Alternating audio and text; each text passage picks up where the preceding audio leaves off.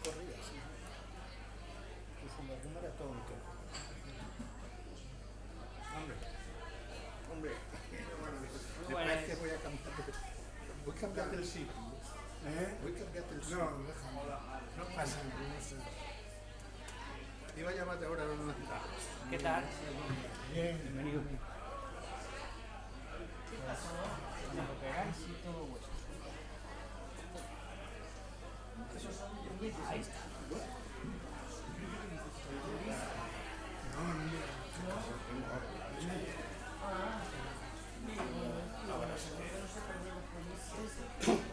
A ver cómo más da.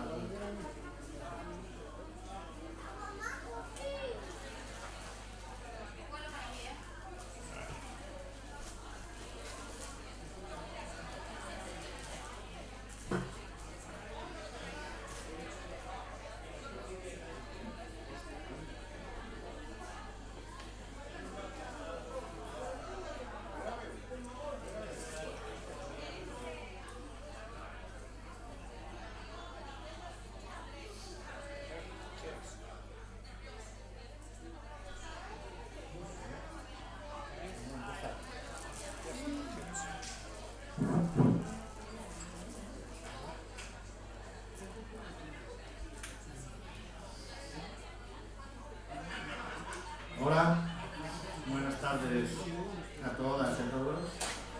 Muchas gracias por haber venido. Los que no os hayáis ido del puente, pues ahí estaréis. El puente 1 de mayo.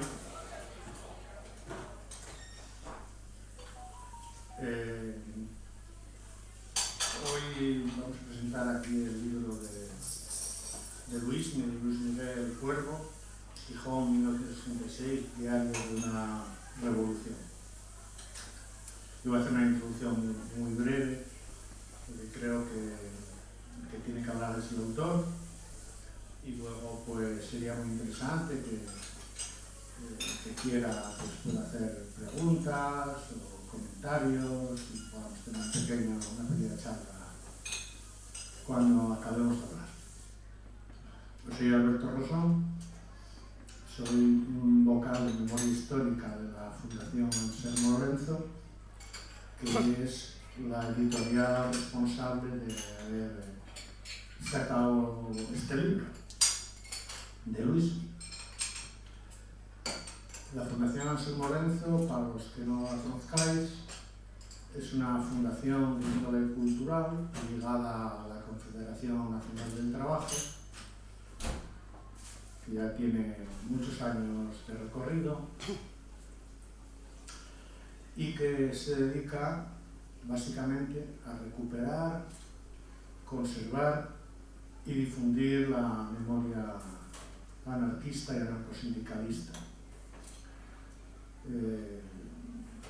Fue fundada ya por 1980 y algo, con Juan Gómez Casas y otra gente de mucho prestigio en el mundo libertario, a raíz de la visita que se hizo a Ámsterdam para ver los fondos anarcosindicalistas que había en el archivo de Ámsterdam, el Instituto de Historia Social. Y los que fueron allí a hacer una especie de inventario de ver qué materiales anarcosindicalistas había en el Instituto de Historia Social de Ámsterdam, se dieron cuenta de que era necesario disponer de un archivo de medios para recuperar y conservar todo el temario cultural y documental del movimiento anarquista. Prensa, libros, carteles, revistas, películas, documentos, correspondencia, fotografía, etcétera, etcétera.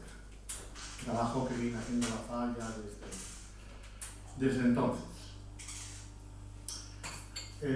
Tuve oportunidad de leer este libro porque nos suelen llegar propuestas de publicaciones y normalmente tenemos que leer libros, normalmente siempre hay libros propuestos por distintos autores.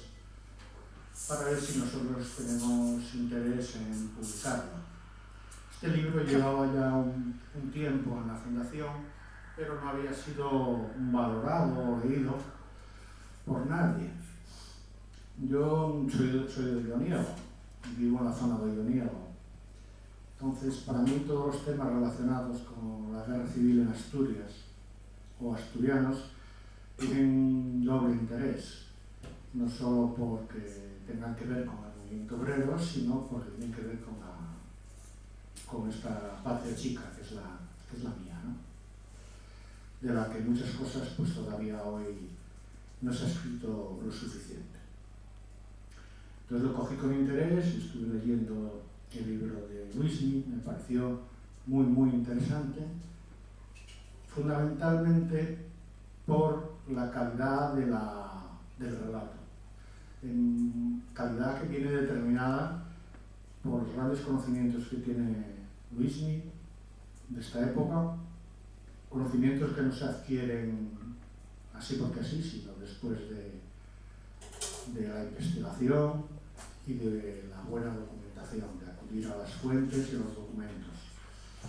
Este libro no está escrito con una formidable base documental y por lo tanto nos cuenta, digamos, la verdad de unos acontecimientos que nos los habían ido contando de otra manera en función de intereses ideológicos. Por ejemplo, desde la derecha, con aquel tema de que los del cuartel de Simancas decían aquello de enemigo está dentro, disparad sobre nosotros, que los pusieron como héroes y tal. Entonces siempre nos habían contado una historia, digamos, sesgada de lo que habían sido los acontecimientos a partir del 19 de julio de 1936 en Gijón, en particular en la toma de los cuarteles y el asalto a los cuarteles de Gijón. Afortunadamente el trabajo de Luismi nos permite acercarnos hoy a la verdad de aquellos acontecimientos en base a una documentación irrefutable. Y, por supuesto, este libro será un libro de referencia, inevitablemente, porque aunque se sigan escribiendo cosas, porque se seguirán escribiendo, nunca se puede contar todo lo ocurrido y no se agotan los temas. El tema del levantamiento militar en Asturias, de la lucha de los obreros contra los militares sublevados en Gijón y demás, no queda agotada en este libro, pero evidentemente seguirá siendo para siempre un libro de referencia para cualquiera que quiera estudiar estos acontecimientos. Y sin más, pues nada, ya le voy a dar la palabra a Luismi y que nos cuente un poco todo lo que quiera, luego le preguntaremos lo que no nos quede claro. Venga, Luismi.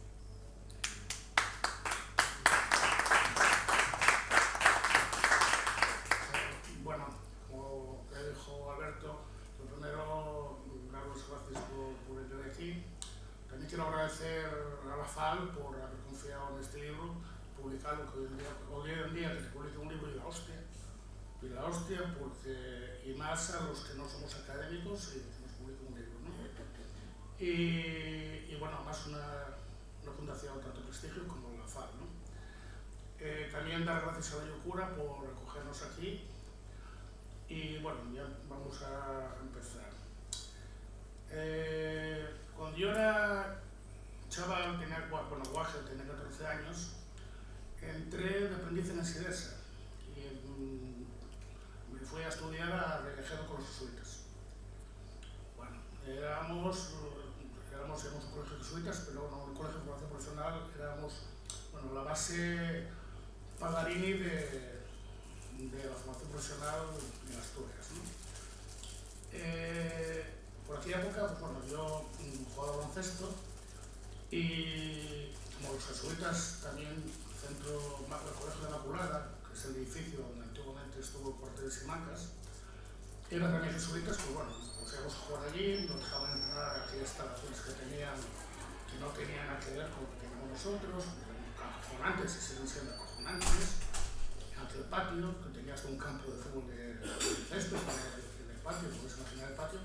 Y yo, claro, yo no me podía imaginar que aquella zona fue donde se libraron los mayores combates, ¿no? Al entrar y al salir del colegio, por la puerta principal, había, según yo entraba, llegamos al colegio, había una placa que todavía está, por muchas leyes de memoria histórica, esa placa sigue en la calle, que era dedicada a los héroes de Simancas, por los caídos por Dios y por España, que insisto que ahí sigue, aunque hagan 100 leyes de memoria, de cuánto todavía nadie tuvo huevos a quitarlo allí. Y según entrabas en el hall, vamos a decir así, había una maqueta enorme de cómo había quedado el cuartel después del asalto final, ¿no? Había quedado en ruinas y tal, ¿no? Y bueno, ya había ya aquello de por Dios y por España, disparar sobre nosotros que el enemigo está dentro, todo aquello, ¿no? Había aquello, bueno, eso es que siempre me llamó la atención, ¿no? Entonces, años más tarde, cuando empecé la memoria histórica, ya llovió bastante, pues hace ya unos 25 años, cuando cada vez que iba a un archivo y encontraba algún documento relacionado bien con Gijón, con esa primera parte de la guerra de Gijón, o bien con los cuarteles rebeldes, pues lo guardé siempre, ¿no? Y cuando me encuentro, pues bueno, tenía bastante documentación. En 2013 tuve un accidente, rompí la pierna por un montón de sitios, la tibia peronera, y entonces aproveché para sacar esa documentación y estudiarla a ver si daba para un libro. Y ahí, bueno, ahí fue cuando escribí este libro, ¿no? En 2013. La dictadura franquista, como todas las dictaduras que había así por haber, estuvo basada en las mentiras. Pero bueno, algunas mentiras fueron mayores que otras. Y lo de Gijón fue una mentira, pero bueno, una mentira como una casa de grande. Cualquier cosa que nos contaron de cuartel de Simancas, todo fue mentira. Aquellos pobres héroes de Simancas, que eran 3 centenares acuartelados a aquel edificio, medio desarmados y incomunicados con el mundo, hasta que al principio de la guerra eran 1000 militares armados hasta los dientes. Para hacerse una idea, en el cuartel de Simancas, al empezar la guerra había unos 500 hombres que tenían como dotación 3 cañones, 36 ametralladoras, 46 morteros y un sinfín de munición, además de 1000 fusiles Mauser de los mejorcitos que había, ¿no? Fábrica de gobierno. Bueno, me di cuenta que aquellos miles de rojos que cercaban el cuartel armados hasta los dientes, en realidad pues eran 300, en algunos momentos 400 milicianos, la mitad de ellos armados con una simple pistola, un simple revólver, desarmados. Me di cuenta de que los héroes de Simancas no están dentro, no están fuera. Cuando el 19 de julio de 1936 da comienzo la rebelión de Asturias, el coronel Aranda se levanta al gobierno, está previsto que también se alzara los cuarteles de Gijón. En Gijón había, además del cuartel de Simancas, estaba el cuartel del Coto, estaba el cuartel de la Guardia Civil, que había, o sea, ahí se habían concentrado los guardias civiles de buena parte de la región, sobre toda la costa, que había 130 guardias civiles bien armados y con muchas armas almacenadas, y había Cerro Catalina con 50 soldados del Simancas destacados ahí, también con ametralladoras, y bueno, era casi imposible tomar aquello. Entonces, pues sí, vuelvo a lo mismo, el día 19, en Gijón, cuando el coronel Pinilla intenta sacar las tropas a la calle, pues hay un capitán del ejército, ligado probablemente al Partido Socialista Obrero Español, que se alza y se rebela con su compañía. Bueno, aquello, al final hace que pase el día, este hombre lo terminan deteniendo, metiendo en una celda del cuartel. El día final, por cierto, el último día de asalto, muere quemado por las llamas, es el capitán Nemesio Gómez Domínguez. Pues bueno, pues luego también me di cuenta que gracias a la postura del capitán Nemesio Gómez Domínguez y de algunos militares más, también se logró aquello. Pero bueno, era importantísimo para los planes en Asturias controlar Gijón para controlar el puerto de Museo Y como ya había sucedido en el 34, por desembarcar tropas allí, tropas que iban a venir desde Galicia, que de otra manera tuvieron que venir andando, tuvieron que venir vehículos por la carretera, ¿no? Por eso digo que fue importantísimo, porque si no, bueno, Asturias no hubiera demorado, si hubiera salido 20, Asturias hubiera quedado entera el 20 de julio del 36. ¿No? Fue importantísimo. Sin duda cabe, importantísimo también fueron las acciones de las milicias obreras. Vamos, de hecho, bueno, este libro y todo lo que hemos trabajando desde hace 25 años siempre fue porque siempre me llamó la atención las milicias obreras, ¿no? Y bueno, las milicias obreras no habían hecho los deberes y no estaban muy mal armadas. Para hacerse la idea, en Gijón, además de los cuarteles ya referidos, había también el cuerpo de asalto. Gracias a la actitud del retrasar del 19 a 20, pudieron llegar los carabineros de una parte de Asturias, 130 carabineros, y las organizaciones obreras pues contaban, CNT mayoritaria en la villa, contaba con unos 15 fusiles, 12 fusiles, las MAO, milicias obreras, milicias antifascistas obreras y campesinas, contaba con otros 12 fusiles y poco más, no había más. Había milicianos, o sea, había obreros altamente entrenados y dispuestos a lo que fuera, por cientos, pero no había armas. No había armas. Entonces, la actitud de los militares leales, fueron muy pocos, fue decisiva totalmente. Luego estos militares leales llegaron a altos cargos con el ejército de la República, también lo que decir. También la actitud de estos militares obligaron a Pinilla a cerrarse en los cuarteles, porque cada vez que mandaba una patrulla a seguir la patrulla, pues la patrulla se le pasaba entera al lado republicano, ¿no?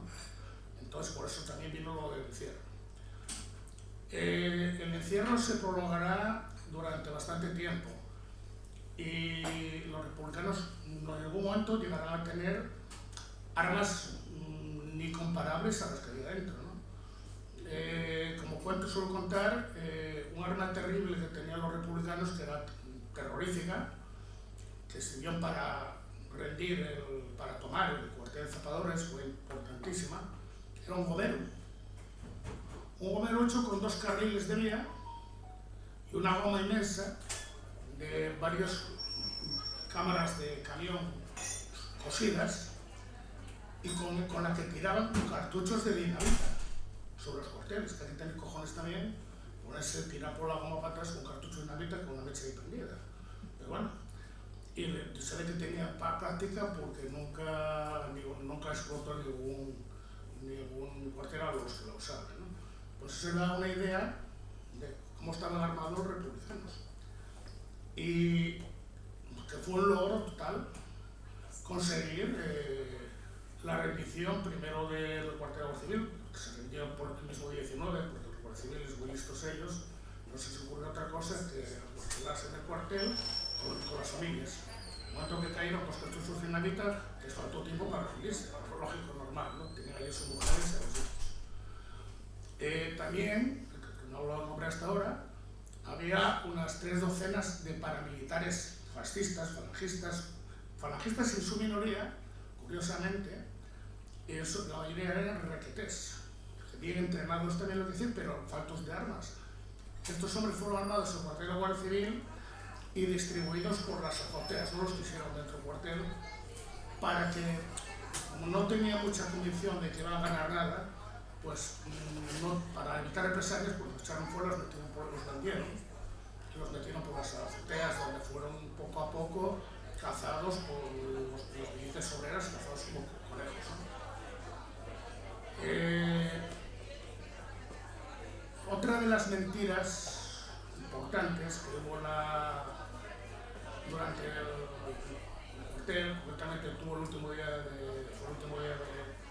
del asedio a Simancas, el día 21 de agosto de 1936, fue la famosa frase de "el enemigo está dentro, disparará sobre nosotros". Es una mentira con un piano que no se parece nada a la realidad ni de lejos. Primero, para estudiar esta parte, pues supuesto, no hay documentación republicana ninguna, porque los republicanos no sabían lo que estaba pasando, ¿no? La documentación es documentación del bando franquista, ¿no? Porque al acabar la guerra civil española en el año 39, los franquistas no saben muy bien si ponerles una medalla a todos los de Simancas o directamente fusilarlos a todos. Entonces existe un informe, hace una investigación profunda y llevan a declarar a todos los supervivientes para enterarse muy bien. Al final yo creo que les queda claro que lo que merecían era el paredón, pero bueno, como la guerra la había, pues se hicieron de tripas corazón y los hicieron héroes en vez de fusilarlos, ¿no? La primera mentira con la declaración es que cuando el último día, el asalto final, cuando dicen la famosa frase "el enemigo está dentro, para sobre nosotros", la visora del cuartel lleva 3 días estropeada. O sea que en visora nada. Entonces, bueno, también hubo un militar, testificados por los propios oficiales supervivientes, ¿no? Y suboficiales.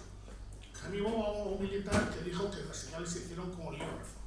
Oleógrafo es una señal por luz, pero por luz, no luz eléctrica, por luz del sol. Casi vas apagando y encendiendo, como se ven los barcos de guerra, solo que los barcos de guerra pues es con luz eléctrica, ¿no? Esa teoría rápidamente se tiró abajo por otros propios militares, diciendo que el último día el cuartel estuvo ardiendo durante horas. De hecho hay fotos, muchísimas fotos, una humareda impresionante que era imposible, era imposible, totalmente imposible con esa humareda hacer señales de ningún tipo. Conclusión, era todo mentira.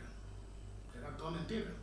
Incluso hubo quien me dijo que el diario de Bitácora del crucero Almirante Cervera, que pues estaba ahí bombardeando, el crucero fascista Almirante Cervera, se fue retocado para añadir eso. Incluso hay una teoría que dice que lo destruyeron directamente y que lo escribieron de nuevo para falsificar esto, ¿no? Bueno, la historia en realidad pues no puede ser. Insisto que yo en esta parte de la crítica de esta parte, como es la más delicada, en el libro no doy ninguna opinión. Yo ahí no escribo nada, lo único que pongo son las declaraciones de los propios militares, poniendo la fuente, como siempre, y quién es el militar que declara, ¿no? Son sus declaraciones, yo ahí no hablo nada. Ellos mismos se van dejándolo claro, ¿no? Van dejando claro cómo queda el tema. Al final, la reacción de encerrarse dentro fue una reacción de supervivencia, porque estaba claro que cada vez que salían a la calle se les pasaba el enemigo. Entonces, la gente que estuvo dentro del cuartel, buena parte de ellos tenían fusiles apuntándoles de frente y fusiles apuntándoles desde atrás para que no les saltaran.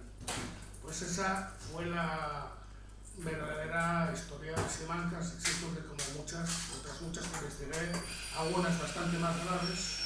Estoy pensando ahora mismo en el caso de las 3 monjas asesinadas en Somiedo, que tal luego eran monjas, pero que todas habían sido enfermeras, tampoco eran enfermeras, y al final pues eran las queridas de los 3 jefes del batallón que estaban ahí. Fíjate tú, estaban allí donde no tenían que estar, haciendo un acto prohibido por el ejército, en la unidad, con las novias de estos 3 hombres, y al final las convierten en monjas, mártires, que tienen capilla por día en la catedral de Astorga.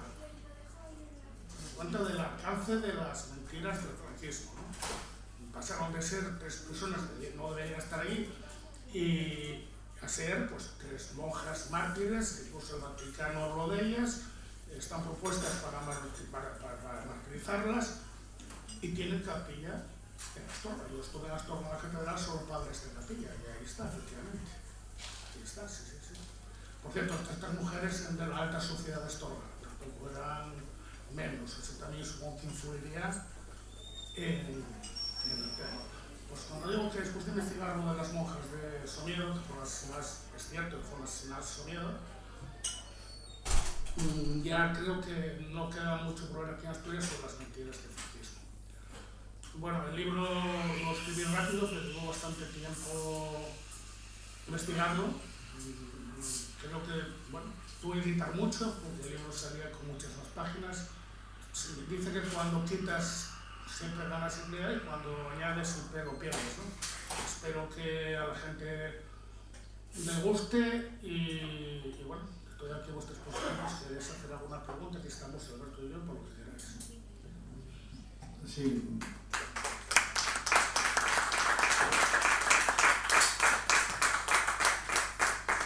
Hay algo que me gustaría que nos explicase Luismi, porque el 19 de julio se combatió en distintos puntos de Asturias.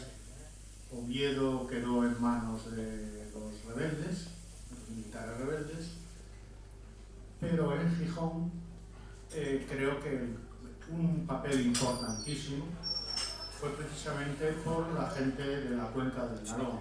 Creo que nos expliques un poco sí, bueno, el papel un olvido terrible, ¿no? Cuando se producen el lanzamiento del 19 en Gijón, en Oviedo, y el intento de alzamiento en Gijón, los tenetistas de la Felguera están luchando a codo partido contra los guardias civiles de la Felguera y bueno, de la cuenca del Nalón, ¿no? A Gijón no llegó nada, nadie llegó a Gijón. Oviedo quedó en manos del coronel Aranda y de los golpistas, fue cercada rápidamente por todas las columnas republicanas que vinieron de los diferentes puntos, ¿no? Se hizo cerco de Oviedo y se hizo más bien por localidades, ¿no? La gente de Avilés pues fue a la zona de Llanera, bueno, y la gente sobre todo la gente de las cuencas, que era la única parte que podía venir de una ayuda, la mayoría, bueno, pues al frente de San Esteban de los Cruces, de Cristo, bueno, de Amajoya, y a Gijón pues no se pudo ir en ese momento. Entonces a Gijón solo vino el mismo día 20 de un vagón confiscado en la Felguera de tren en el que venían una parte de los líderes tenetistas, líderes de campo de batalla, vamos a decir así, generales, como me gusta llamarlos, con algunas de las armas que habían confiscado la Guardia Civil. Fue la única ayuda que llegó a Gijón, ¿no? Venían liderados pues, principalmente por tres personajes: Higino Carrocera Mortera, Onofre García Tirador, alias El Arbello, y Celedonio Fernández, alias Telesto el Topo, ¿no? De hecho, después de la guerra, tanto Carrocera como Topo serían dos de los líderes principales en Asturias, que ambos mandarían brigada, ¿no? Ambos serían uno fusilado y otro con consejo de guerra y otro asesinado vilmente al finalizar la guerra. La llegada de esta gente fue importantísima, también por parte, por también traído unas armas que eran importantísimas. La primera ametralladora, porque la ametralladora se emplazó en frente del Cerro Santa Catalina, ¿no? Donde Higino Carrocera avisó a los militares del cerro que se rendían o achicharraban el Cerro Santa Catalina, que era un fuerte, ¿no? Los militares, el militar al frente del capitán Ildefonso Suárez Sánchez, era también del Partido Socialista del Secreto. Este hombre sí estaba dispuesto, pero dentro de la gente que tenía ahí tenían bastantes suboficiales que eran totalmente fascistas, ¿no? Pues esto ayudó al capitán Ildefonso Suárez, que luego al mes de eso murió en combate luchando con el ejército republicano. Bueno, murió, no fue hecho prisionero, pasado por las armas en su campo de batalla. Pues obligó y hizo que el Cerro Santa Catalina se rindiera el mismo 20 de julio. Solo ellos fueron de ayuda a Gijón, nadie más. Es más, durante el cerco hubo que, sin pedir opinión al comandante militar que llevaba el comandante militar de Gijón, que llevaba el asedio, José Rayo Aragüés, Celeste retiró 100 hombres y los mandó al frente de barca, pues estaban las cosas bastante jodidas, al frente de Celeste Untopo. Fue importantísimo la llegada de esta gente, no solo el propio día 20, sino durante todo el asedio. De hecho, el asedio principal, tanto a Zapadores, que cayó el 14 de agosto del 36, como a Simancas, que cayó el 21 de agosto del 36, lo protagonizó Jiménez Carrocera, que fue el hombre que dirigió el asedio sobre el campo de batalla, ¿no?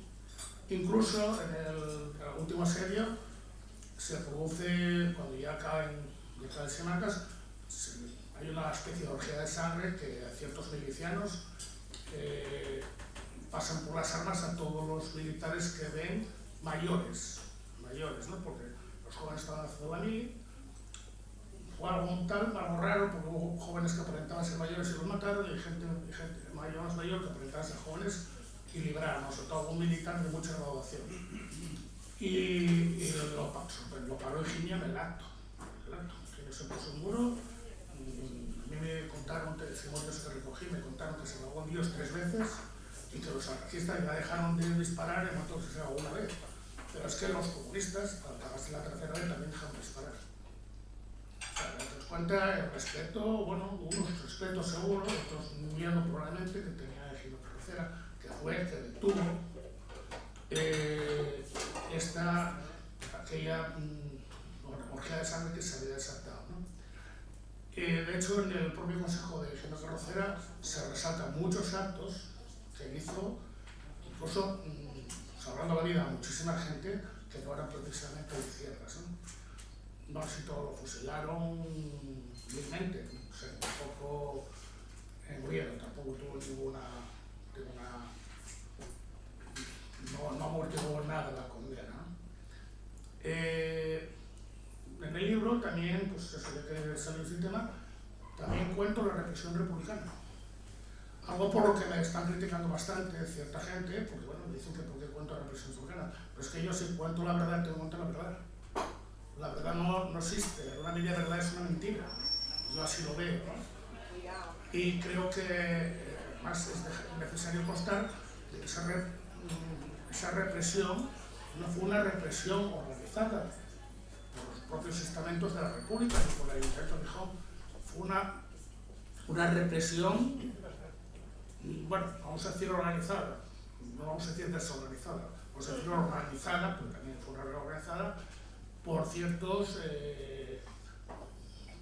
partes de los partidos políticos, ¿no? Y sí existió y la cuento. Y doy nombres y apellidos de la gente que mataron, ¿no? También cuento, que se había pasado también antes, pero el olvido de Carrocera fue importante, fue gordo. También se me pasó antes de que cuento bastante, hablo bastante sobre el día trágico, el viernes trágico de Gijón, que fue el 14 de agosto del 36, que fue muy trágico. 14 de agosto del 36 era un viernes, había mercado, era víspera de Begoña, como todos sabemos, de la fiesta de Gijón, y había mercado en la Plaza Parchís. La Plaza Parchís, a las 12 de mediodía, el mercado estaba hasta arriba. Venía gente de los pueblos intentando vender cualquier cosa, iba la gente de la villa para intentar comprar cualquier cosa, principalmente comida, ¿no? Entonces a las 12, cuando aquello estaba más lleno, aparecen aviones franquistas llegados de la base aérea de la Virgen del Camino León, lanzan bombas sobre el mercado, también alguna en las cercanías del Cuarte de Santo, que está muy cerca, y otra en un colegio infantil. Y se van. Rápidamente llega la gente a atender a los heridos, había varios muertos. Salen los guardias del Cuarto de Asalto a atender también a los heridos, y cuando había pasado pues 20 minutos, cuando estaban recogiendo los heridos y tal, pues vuelven los aviones y ametrallan a todos los que están recogiendo los heridos. Es algo terrible, ¿no? Pero es que no conformes con eso, a las 4 de la tarde, cuando la gente que había venido a vender estaba en la estación de ferrocarril del Agreo, vuelven los aviones y bombardean el ferrocarril, con tan mala suerte de que una de las bombas cae en medio vagón y mata a todos los que había en el vagón, ¿no? Ese día yo contabilicé que fallecieron a causa de de bombardeo 83 personas, muchos de ellos niños. Fue el 14 de agosto de 1936, muchísimo antes de lo de Guernica, que bueno, de esto nunca habló nada, porque Guernica es Guernica, Gijón es Gijón. Y a raíz de esto se produjo por la tarde, la gente estaba bastante indignada, hubo gente que la gritó también, y se produjo una saca en la cárcel que los republicanos tenían, en la iglesia de San José, y sacaron a varias personas que llevaron a joven y fusilaron, ¿no? Yo creo que doy el nombre de todos los que fallecieron en el bombardeo y de todas las personas que fueron asesinadas en el cementerio de Jove principalmente, aunque más en otros lugares también, y enterradas en una fosa común que, por cierto, pocos años, bueno, algunos años después, en los años, final de los años 50, se llevaron para los caídos. Fue un día trágico, ¿no? Ese día fallecieron más de 150 personas. Fue trágico, el viernes trágico, 14 de agosto de 1936. Fue un bombardeo terrorista, quizá el primero como la guerra civil en Asturias, aunque habían bombardeado también en Sama, pero más el primer bombardeo terrorista que hubo en la guerra civil en Asturias. Tuvo existencia muchos meses antes del de Baracaldo o el de Guernica, que son los que pasaron a la historia. De Gijón nadie hizo un cuadro, nadie supo mucho más de él, ¿no? Y bueno, ya me enrollo otra vez. Entonces, si queréis preguntar algo, aquí estamos.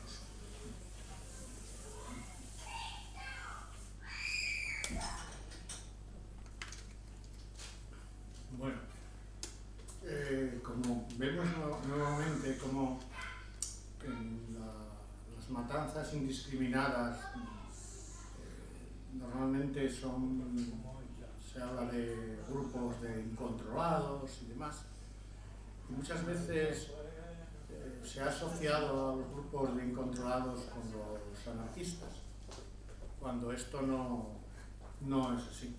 Vemos aquí como, por ejemplo, Higinio Carrocera es una de las personas más destacadas del movimiento libertario asturiano en aquel momento, pone freno a estas matanzas indiscriminadas.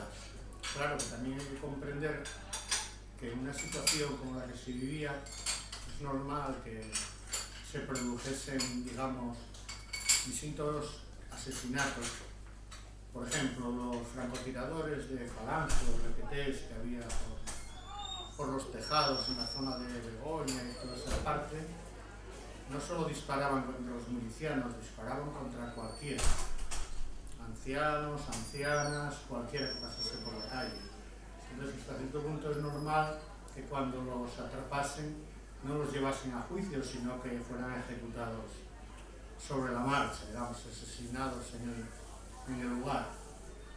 Por esto no pretendo justificar el hecho, pero sí que comprendamos que en momentos así se producen asesinatos, ¿no? Tanto por una parte como por otra, pero que normalmente a los anarquistas, que siempre nos pintan como el coco, no solo en Asturias, sino en Madrid o en muchos sitios, hemos sido quienes hemos parado estas sacas y nos hemos enfrentado a ellas.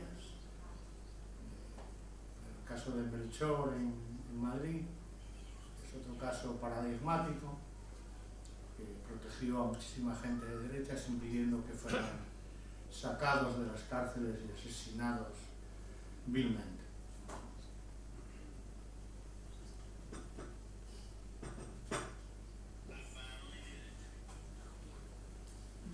Yo me gustaría que aparte de la historia, digamos, militar que habéis narrado, también creo que mucho del interés del libro está en que además está narrado, tal como dice en el título, como un diario de lo más riguroso, en ese sentido, de lo más objetivo. Por eso, efectivamente, es de los materiales que más nos puede acercar a la verdad de los hechos.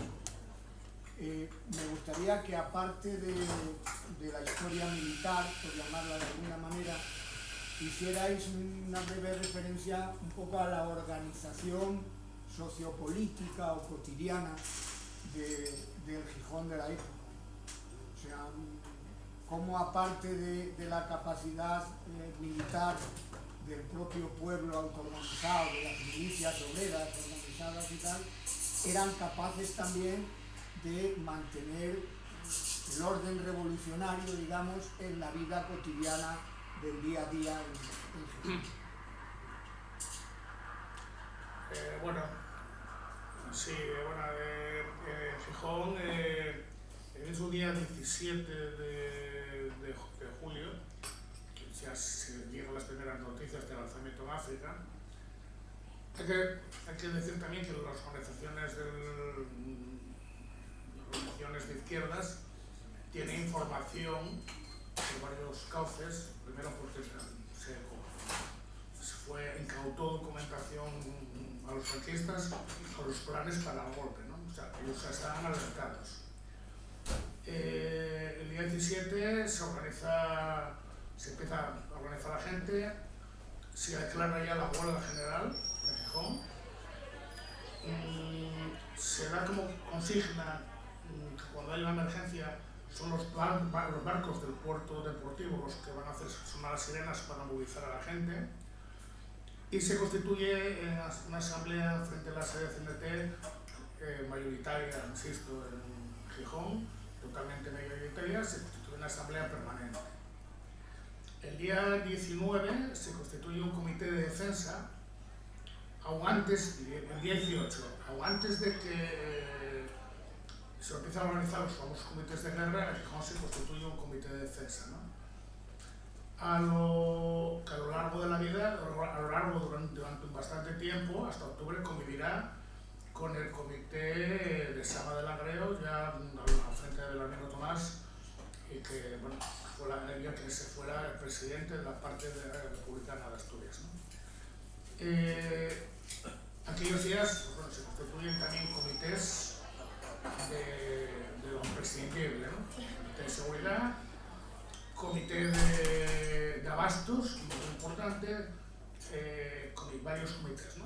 Comités más importantes, como, pues, bueno, deja de existir el dinero en aquellos días, los primeros días, pues no hay nada, no existe nada que comprar, entonces, bueno, era absurdo, ¿no? Se organizan por barriadas, los comités de abastos, por ejemplo, se organizan por barriadas, dan de comer a la gente, hacen acopio de comida para dar de comer a los vecinos, dando lo justo que gastaba, sabiendo que lo que se gastaba en cada casa, el número de personas que había en cada casa, y también se establece la alimentación para los milicianos, para las milicias obreras que están cercando a los cuarteles. También se organiza, pues, un comité de sanidad, también para poder atender lo que es la demanda de sanidad de la población civil, y también la de la gente que está luchando la guerra, ¿no? Se crean también varios hospitales de sangre, bueno, más bien ya estaban creados, pero bueno, se colectivizan, incluso algunos que eran de monjas y todo esto, ¿no? Se colectivizan y se empieza a establecer también la colectivización de las industrias. Las industrias, a partir de ese momento, como cualquier sitio, como cualquier guerra, las industrias se militarizan y empiezan a hacer una producción bélica propia de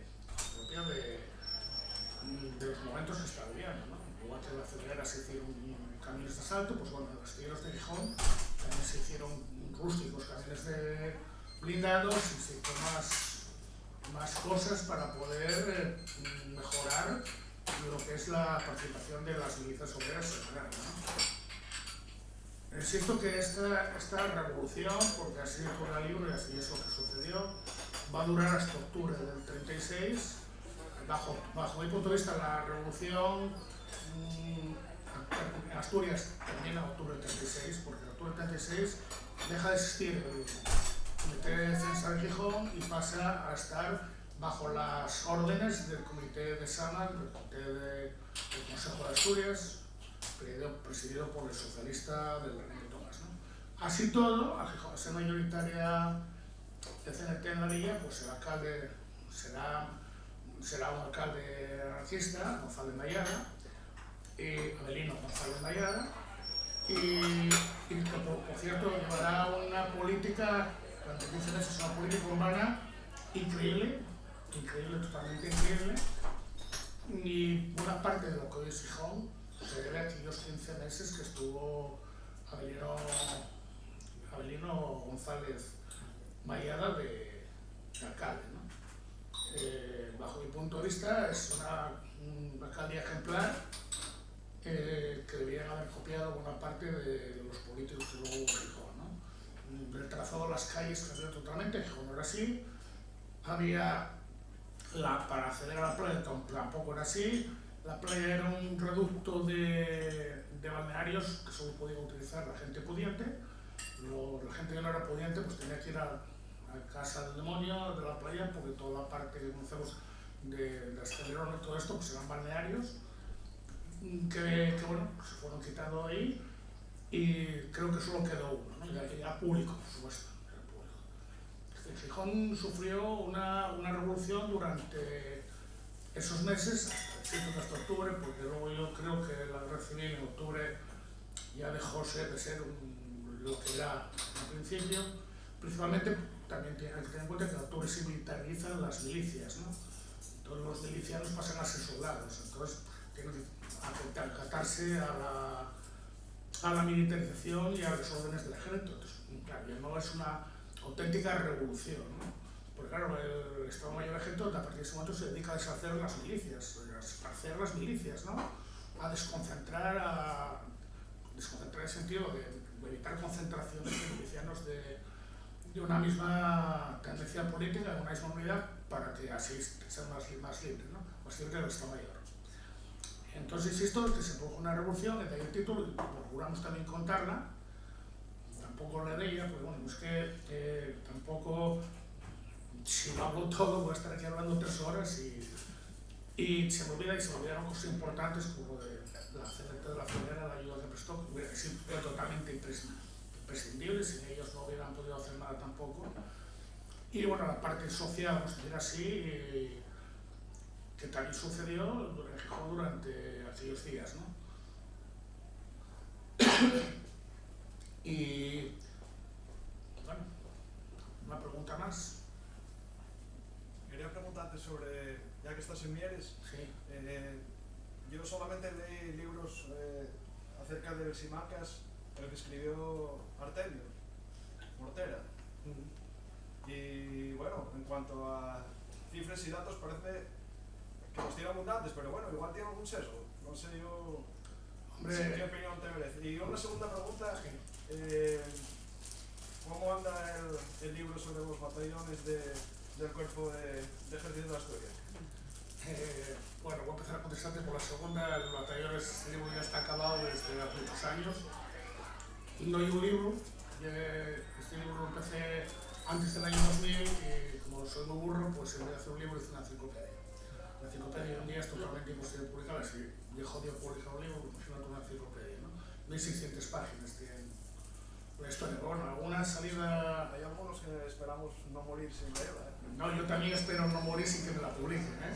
Espero también, que a lo mejor será fácil, pero bueno, alguna manera también habrá de llevarla a papel, quizá partiéndola, quizá no, va a ser seguro que lo voy a empezar a fraccionar y partir en diferentes libros. Y bueno, ya me decidí, estoy cansado de esperar que se publique, porque además, aunque se publicara, nadie te va a publicar, costaría igual 70 euros y nadie va a pagar 70 euros y menos por un libro, ¿no? Se puede por un videojuego, por otra historia, siempre por un libro. Y contestándote a la primera, Artemio Mortera es una persona súper informada, uno de los mejores investigadores de Asturias desde hace muchos años, tiene acceso a una información que los demás no tenemos, las puedo decir así, Artemio Mortera tiene acceso a una información por parte del ejército, que los demás ahí no nos quieren liberar la puerta. Y bueno, vuelvo a repetir, es un tío muy válido, pero bueno, políticamente están en los extremos opuestos al mío, ¿no? Me dicen que muchas veces me condiciona a la hora de escribir que soy muy de izquierdas, ¿no? Pues Artemio probablemente le condicione que es muy de derechas. Pero bueno, existía, es un grandísimo investigador que lleva investigado muchísimos años, que tiene una grandísima experiencia y que tiene más información que nadie, que tiene acceso a otros archivos, incluso a él, pues muchas veces sin viajar a ningún lado, pues le envían documentación de varios archivos del ejército, de Madrid o donde haga falta, ¿no? Si te contesta la pregunta, ¿no es sesgo? Pues sí, bueno, pero yo también tengo un sesgo probablemente, no lo sé. Bueno, sobre el libro de la historia del Ejército Norte, libro no publicado, sobre la historia de los batallones asturianos, la verdad es que en la FAL estamos deseando que se le pueda dar salida de alguna manera. Me había comentado Luismi de separarlo, ¿no? Porque al principio los batallones empezaron organizándose en función del partido o del sindicato. Así, por ejemplo, la CNT tenía varios batallones, había batallones socialistas, batallones de diferentes organizaciones políticas. ¿Qué es lo que dice él? Que en octubre, cuando se militarizó, trataron de ir descomponiendo esta unidad ideológica que tenían los batallones para hacerlos más manejables por parte del Estado Mayor. Así, cuando, por ejemplo, un soldado caía herido y volvía otra vez a incorporarse al ejército, al darse dado de alta, no volvía al batallón de origen, sino que lo conducían a otro batallón diferente. Y a partir de octubre, con la militarización, los batallones empezaron a perder un poco esa unidad ideológica que los caracterizaba en un principio. Pero esto nos puede permitir, o puede permitir que Luismi fraccione la historia del Ejército Norte en función quizá de las ideologías de estos batallones, ¿no? Sea como sea, en la FAL estamos deseando que le dé vía libre para que podamos publicarlo y que todos podamos disfrutar con él. Aparte de que es un libro que no solo habla de los batallones, sino que tiene una segunda parte con lo que él llama mini biografías, que son unas biografías bastante amplias, aunque se llaman minis, de los personajes fundamentales del Ejército del Norte. Es un libro muy, muy interesante que estamos deseando que pueda ver la luz, por supuesto. Bueno, sí,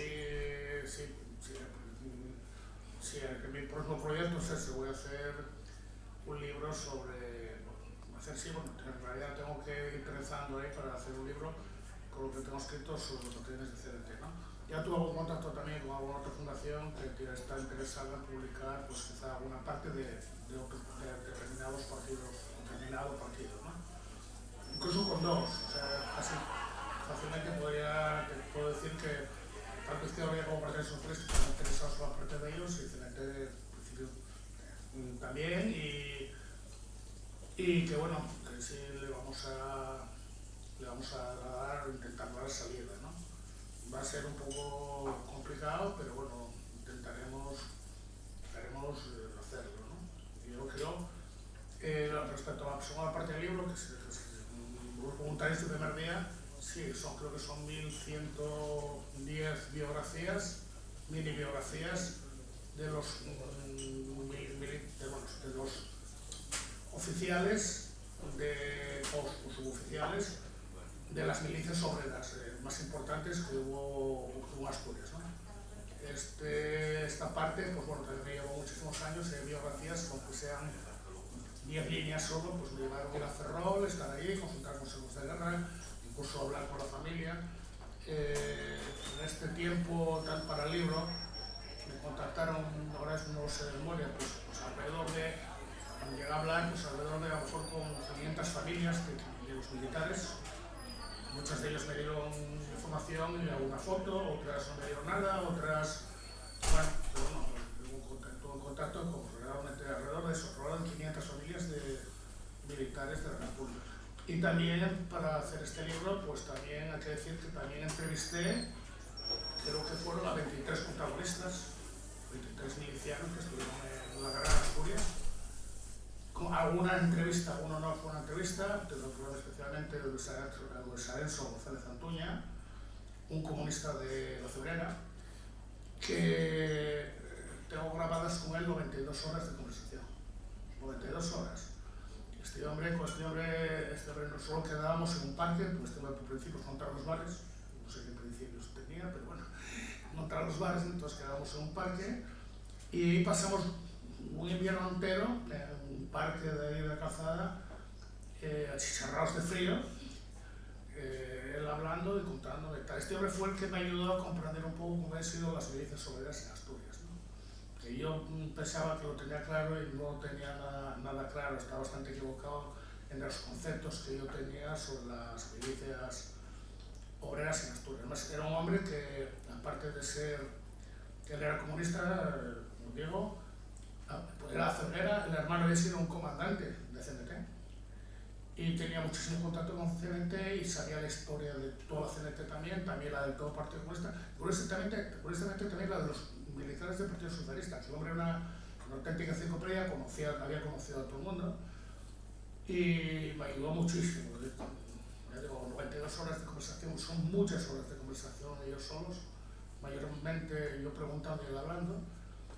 Y este hombre falleció a los 97 años, justo cuando acabábamos de escribir el libro, precisamente cuando hicimos el Congreso de la Memoria de los Nietos en Gijón del año 2009, íbamos a hacer un homenaje y falleció 2 días antes de empezar el Congreso. Hicimos el homenaje igual, la viuda y tal, pero no fue igual. Y siempre me acuerdo mucho de él, pues gracias a él creo que tengo un concepto claro de lo que fueron las milicias en Asturias que de otra manera no podía nunca.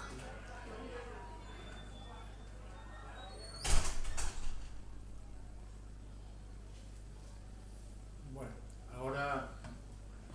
ahora ya sería muy difícil realmente obtener testimonios porque esa generación ha desaparecido ya. Entonces es muy importante que trabajos de este tipo para nosotros, porque es como podemos llegar a entender un poco lo que pasó, porque ya para nosotros es imposible volver a hacer entrevistas a toda esta generación que ya ha caído y ha desaparecido. Entonces ya no podemos obtener esos testimonios. Lo que no se haya hecho en este sentido ya no se va a poder hacer. Lo único que nos queda para investigar el pasado es como a los arqueólogos, los documentos materiales y, por supuesto, los testimonios recogidos por investigadores como Luismi han tenido la oportunidad de entrevistar a la gente que fue partícipe de aquellos acontecimientos. Sí, bueno, quería decir que la gente que rompió bien nuestros precursores, el otro día estuvimos con Marcelino Naruelo en una presentación que das, que vino amablemente y cariñosamente a presentar el libro también. Marcelino Naruelo pues ya tiene libros publicados sobre, vamos a decir así, memoria histórica, sí, en los años 90. Estoy hablando del Cerbero Egoísta, un libro que en los años, creo que se publicó en el año 1996, que Gijón impactó muchísimo, se vendieron miles y miles y miles de libros y solo se vendía en Gijón. Creo que impactó mucho en la gente de Gijón, porque todavía en aquellos años hay mucha gente mayor que se acordaba de Cervera, ¿no? Era un crucero de guerra franquista que venía a bombardear Gijón habitualmente. De hecho, aquí en Gijón, en Asturias, lo llamaban el chulo del Cantábrico, porque venía a decir lo que quería y no había manera de hacerle nada, ¿no? Y vendió muchísimo, pues bueno, Marcelino Naruelo, también Juan Antonio de Blas, esta gente, siempre me contó que cuando ellos empezaron, por probablemente los años 80, tenían gente para entrevistarlos que quisiesen, o sea, no podía entrevistar a toda la gente. De hecho, cuando se hizo la gran enciclopedia Cañada en el año 78, pues la primera se vendió por fascículos con la Nueva España, no, con el Comercio, no me acuerdo, pusieron un anuncio de que toda la gente que había estado en la guerra, toda la gente que había luchado en la guerra, que se pusiera en contacto con un teléfono, ¿no? y eran cientos, por no decir miles, o sea, no pudieron, vamos, no pudieron. Sin embargo, esta gente no tuvo acceso a los archivos. No tuvo acceso a los archivos, porque los archivos estaban cerrados. De hecho, yo en el año 2003, hasta el año 2003 entraba en el Archivo Histórico de Asturias por caridad, porque le caí bien a la directora y bueno, no sé por qué, me dejaba entrar, ¿no? En el año 2003 pues conseguí, falsifiqué un documento de la Universidad de Oviedo, pude falsificar, en el que me daban crédito para yo poder solicitar el carnet de investigador. Entonces el carnet de investigador lo tengo en casa, porque tengo fotografía y todo, guardado como rompaña, porque a partir del año 2003 eso me permitió entrar a muchos archivos que hasta entonces yo no podía entrar, por ejemplo los archivos militares. Y nunca hubiera podido obtener carnet si lo hubiera falsificado, porque yo no soy académico, no estudié historia, y estos tipos de carnet, si no venías avalado por la Universidad de Oviedo, pues no se lo daba a nadie, o sea, era imposible, ¿no? Entonces, de aquella época, los historiadores no tenían ningún interés escribir sobre esto, como ahora, y la única gente que, como ahora en términos generales también los hay, ¿no? Las excepciones son muy justas, quiero decir, ¿no? La gente que escribía pues era aquella gente, Juan Antonio Blas, Marcelino Laruelo, aquella gente que no eran historiadores, porque no Blas era estado de Blas y de Blas era maestro escuela. Entonces, esa gente sí tuvo acceso a eso, pero no pudieron acceder a los archivos. Y nosotros sí tuvimos acceso a los archivos, bueno, yo tarde, pero bueno, sí tuve acceso, pero a los testigos a muy pocos. En la vida, casualidades, yo creo que no fue casualidad. No hay nada que sea casualidad, ¿no? Creo que no sabían los archivos porque teníamos acceso a los testimonios. Que ellos no les abrían los archivos porque tenían acceso a los testimonios. Y a nosotros nos abrieron porque ya no había testimonios. O sea, era conseguir que nadie pudiera hacer una investigación buena, ¿no? Ellos hicieron muchos trabajos solo con testimonios, algo que es totalmente peligroso, porque es muy peligroso el trabajo solo con testimonios, pero los testimonios muchas veces son hechos que pasaron hace muchos años y los testimonios muchas veces te engañan. Pasan cosas que te engañan, entonces tener mucho cuidado con los testimonios, ¿no? Recuerdo cuando hice el libro, la investigación, el libro de Salas, que escribí, Franquismo y Represión, en el Consejo Salas, 5 testigos que entrevisté me hablaron de un médico que era un asesino que estaba metido en todas, ¿no? Que iba a fusilar a todo el mundo, que estaba metido en todas. Y después, consiguiendo documentación, se trata que era un médico.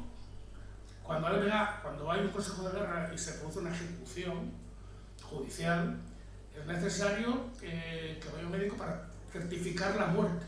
Y entonces, por ejemplo, los sacaban de casa como los demás y los van allí a certificar que la víctima, el asesinado, pues está muerto. Tú imagínate que yo hubiera escrito un libro y hubiera puesto el nombre de este hombre. La justicia terrible que hubiera cometido, pues igual hice 5 entrevistas que me dieron el nombre de este señor.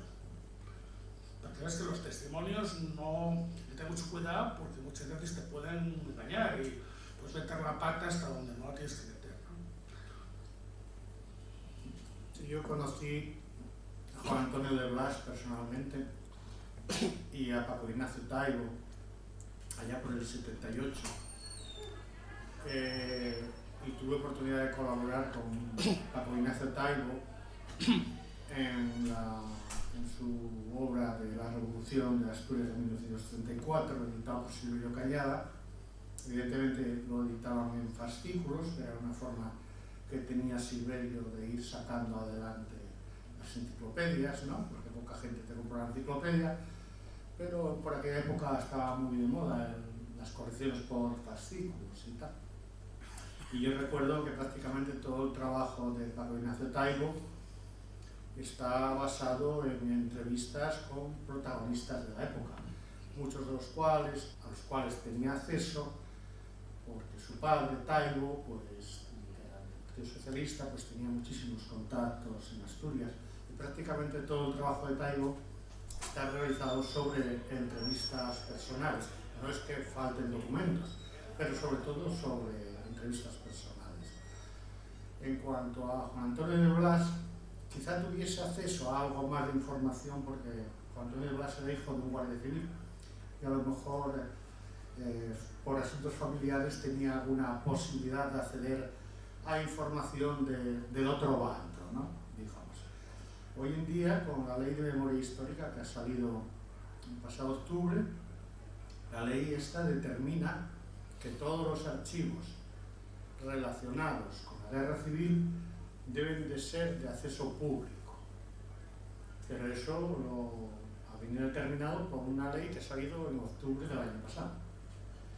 Y aún así y todo, habrá muchos documentos a los que no tengas acceso, porque aunque legalmente estén obligados a que sean de acceso público, siempre te pueden decir, sí, pero estos expedientes, como han pasado tanto tiempo, se han perdido o no se encuentran.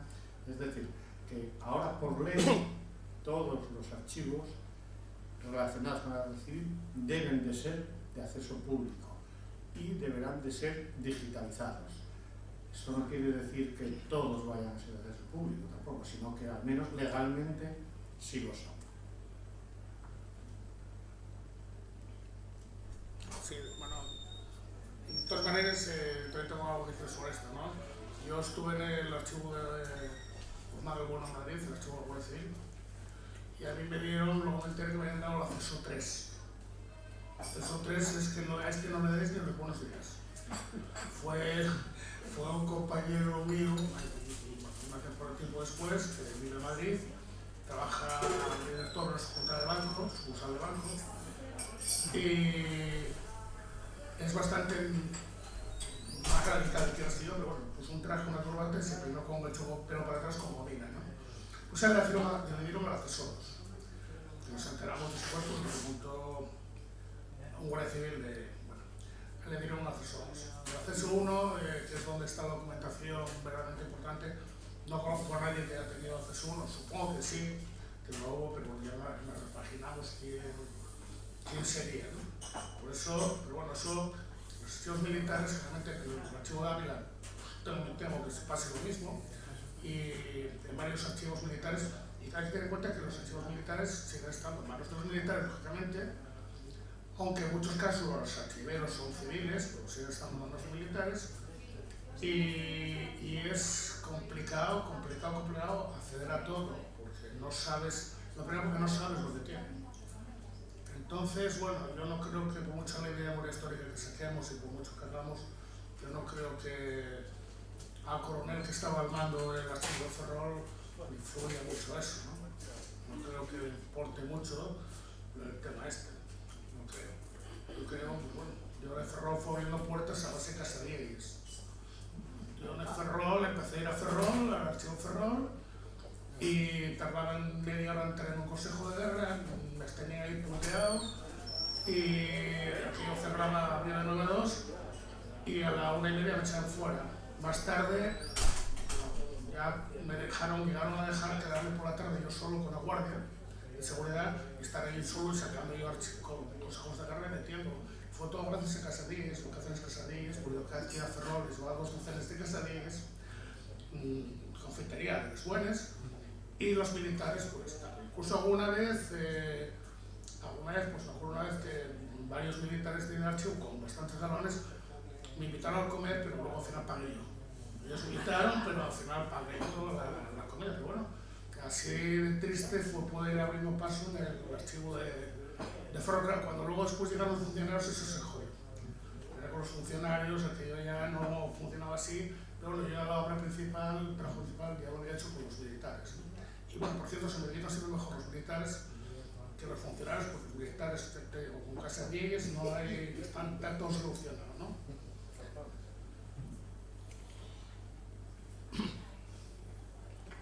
¿Alguna cosa más?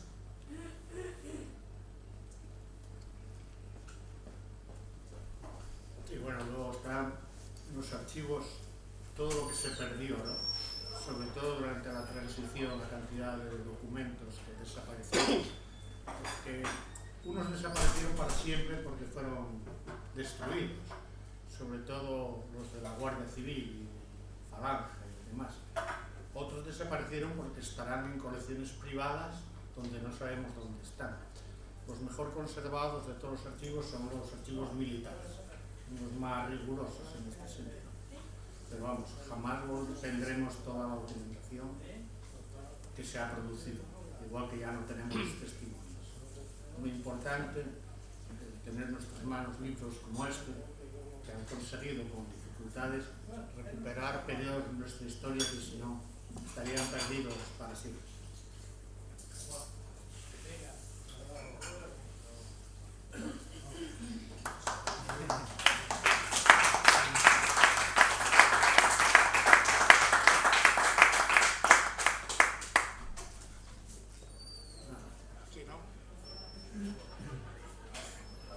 Venga, gracias a todos por venir y el que quiera puede tener aquí un libro con el autógrafo del autor. Muchas gracias a todos. Lo dejó Elisa, que se tenía que ir para que se lo firmes ahí.